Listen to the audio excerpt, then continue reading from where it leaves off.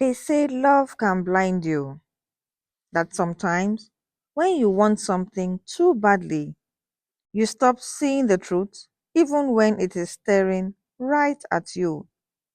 For Chika, love didn't just blind her, it almost buried her.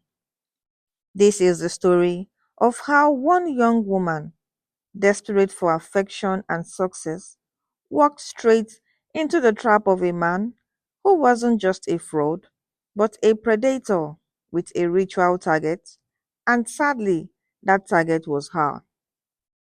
Stay with me till the end, because beyond the fear, beyond the heartbreak, are lessons that can save your life or the life of someone you love. Chika was 28 years old, a smart Lagos girl with dreams bigger than her bank account. She worked at a small tech company in Yaba, lived in a modest one-bedroom apartment, and had spent the last 2 years telling herself that love would come when it was meant to come. But deep inside, she was tired of waiting, tired of scrolling through Instagram, seeing her friends post engagement rings, destination vacations, and soft life spoils. Tired of coming home alone every night to microwave meals and cold pillows. So when she met Adewale, everything she had been craving felt like it was finally within reach. It happened at a friend's birthday party in Lekki. Adewale stood out immediately, tall, well built, with the kind of bearded face that screamed money and misery. His perfume lingered in the air long after he had passed by, and when he smiled at her across the room, it felt like something from a movie. By the end of the night, they had exchanged numbers, and by the end of the week, they were inseparable. Good morning text messages with Bible verses, midday food deliveries, late night voice calls with sweet whispers like, "Babe, I just want to spoil you. I want to take care of you. I want you to live soft the way you deserve." Chika's friends started teasing her. "Our madam don't blow." But there were whispers too, warning whispers. "Are you sure this guy is clean? He fit be Yahoo boy oh. You don't even know what he does for a living." But Chika, she silenced those voices. Even if he was a Yahoo boy, at least he was giving her attention. At least he was showing her care, or so she thought. The first crack appeared 2 weeks in. Adewale disappeared. No calls, no text for 3 whole days. Just when she began to panic, he resurfaced with a bouquet of roses and an iPhone 15 Pro Max. "Sorry, babe, I've been busy with business." And just like that, she forgave him because deep down she did not want to lose him. But the disappearances continued. Sometimes he would vanish for a week, then return full of apologies and expensive gifts. Whenever she asked about his work, he would dodge the question. Forex, crypto, little Yahoo runs here and there, but nothing deep. Chika laughed nervously whenever he joked about blood money and ritual shortcuts. But soon, the jokes stopped being funny. One Saturday afternoon, while playing music on his phone, she accidentally opened a hidden folder. What she saw made her skin crawl. Photos of calabashes, animal blood, a list with women's names, and the dates next to them. Some marked done, others crossed out, and there, right at the bottom, her name, Chika, with date 2 weeks from now, and status in progress. Her heart nearly exploded in her chest. She wanted to scream, to confront him, to run. But just as she was still staring, Adewale walked in, saw the open folder. For a second, his face went blank. Then he smiled, closed the phone, and laughed. Ah, babe, you dey snoop into my files? Relax. Na prank. Just cruise with my guys. You worry too much. Chika smiled, but inside her stomach twisted. That night, Adewale surprised her again. We are going away for the weekend, he said. Somewhere special, private, just us. She hesitated, but he insisted. Promised luxury, rest, and soft life.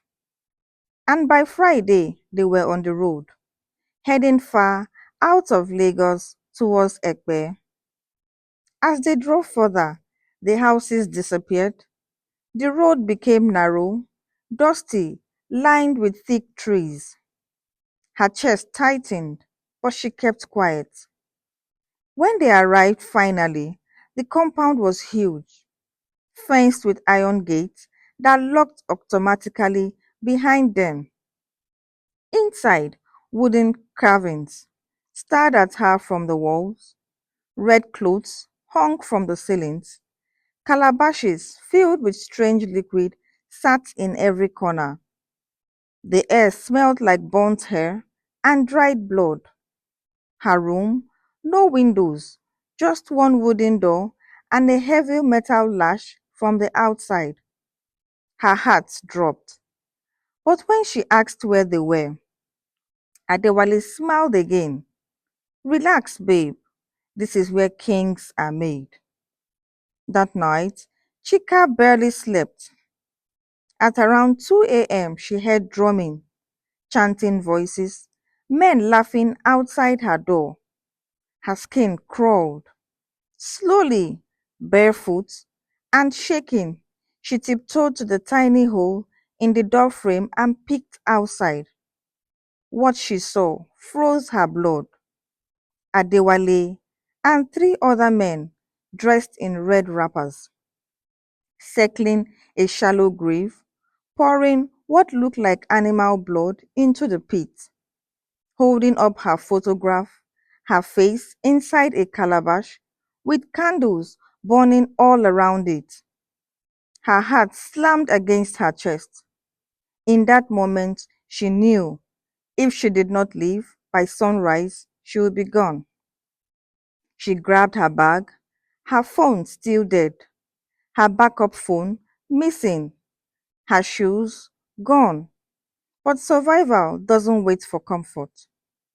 Using a broken hanger, she forced open the bathroom ventilation window and squeezed through.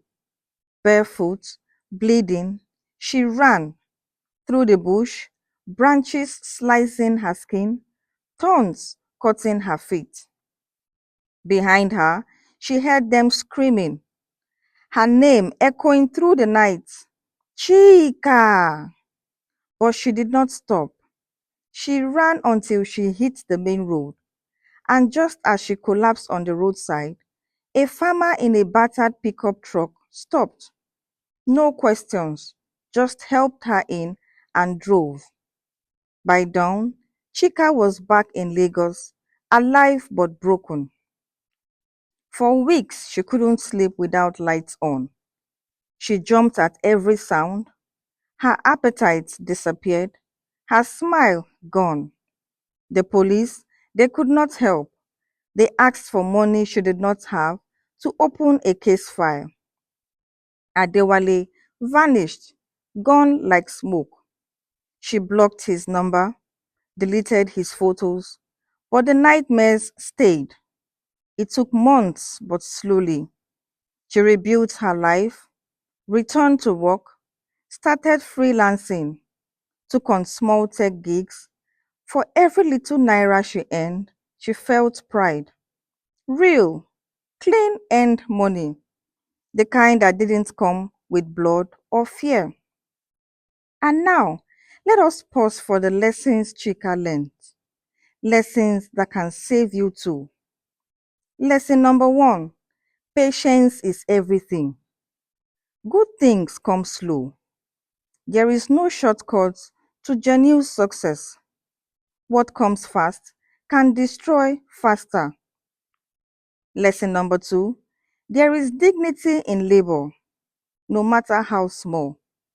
Honest work will always beat money that comes from darkness. Lesson number three: listen to your instinct. When your body starts sending you signals, when your spirit says run, listen. And the final lesson: don't envy lifestyles you don't understand. Soft life isn't always soft. Sometimes it is stained with other people's blood.